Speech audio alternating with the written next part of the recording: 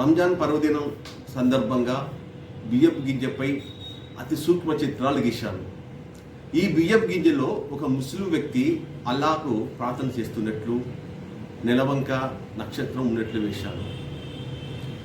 రంజాన్ మాసం చాలా పవిత్ర మాసం. ఎంతో భక్తి శ్రద్ధలతో క్రమశిక్షణతో కఠినమైన ఉపవాస దీక్షను పాటిస్తారు. తెల్లవారుజామున నుండి సూర్యుడు అస్తమించే వరకు ఉపవాస దీక్షలో ఉంటారు. ఉపవాస దీక్షలు ఉన్నంత వరకు నీరు కూడా తాగరు, లాలాజలాన్ని కూడా మింగరు, అంటే ఎంగిలి అది కూడా మింగరు.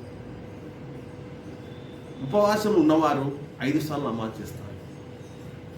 చెడు ఆలోచనలకు దూరంగా ఉండి అల్లాపై విశ్వాసం ఉంచి స్వచ్ఛమైన మనసుతో ఉపవాస దీక్షను పాటిస్తారు. నిరుపేదలకు దాన ధర్మాలు చేస్తారు. అల్లా కృపకు పాత్రలు అవుతారు.